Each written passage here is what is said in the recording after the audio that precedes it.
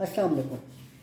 Dissolution of Muslim marriages act 1939 کے اندر جب ہم نے یہ ڈسکس کیا تھا کہ اگر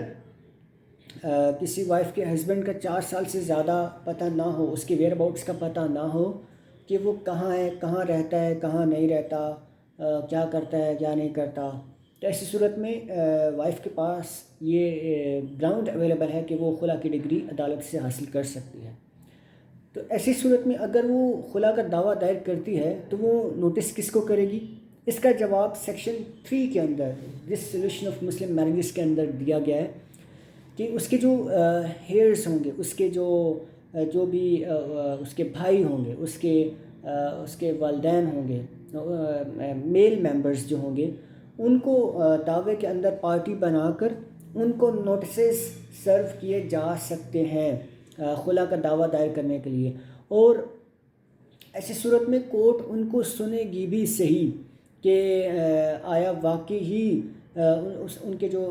ہیئرس ہیں کیا ان کو بھی نہیں پتہ کہ جو ہسبینڈ ہے وہ کہاں پہ ہے، یا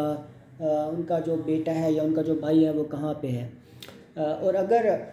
وہ کورٹ میں اس کو کنٹیسٹ کرتے ہیں کہ ان کو پتہ ہے کہ ان کا بیٹا کہاں پہ ہے، تو پھر اس صورت میں خلا کا دعویٰ ڈگری نہیں ہو سکتا۔ ایسی صورت میں اس کے جو بھائی ہیں یا ایون اس کے سگے چچا کو بھی اگر نوٹس ملتا ہے تو وہ دعوے کے اندر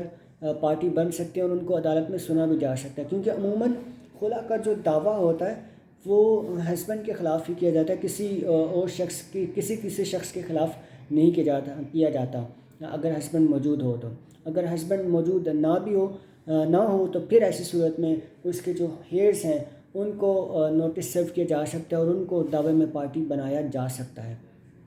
سیکشن 4 کے اندر ایک امپورٹنٹ پروویژن بتائی گئی ہے کہ اگر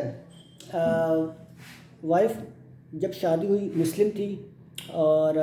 شادی کے بعد اس نے جو اسلام سے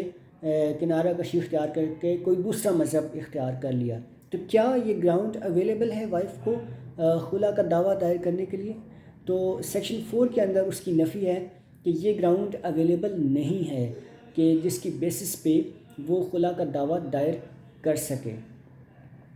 اور ایک اور جو بات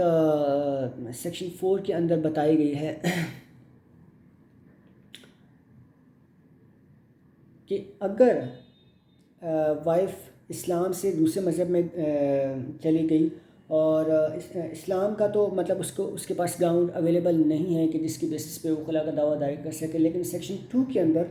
جو باقی گراؤنڈس ہیں وہ ان کی بیسس پہ خلا کا دعویٰ دائر کر سکتی ہے اسلام کے علاوہ۔ ہاں، لیکن جب وائف کی شادی ہوئی، وائف کی شادی اسلامک لاء کے مطابق ہوئی، لیکن اس سے پہلے اس کا جو فیتھ تھا وہ کوئی اور تھا، پھر وہ اسلام میں آئی، اسلام کے بعد پھر دوبارہ وہ اپنے کسی اور فیتھ میں واپس چلی گئی، تو پھر اس کے پاس یہ گراؤنڈ اویلیبل ہے سیکشن 4 کے مطابق کہ جس کی بیسس پہ وہ خلا کا دعویٰ دائر کر سکتے ہیں۔ Thank you so much.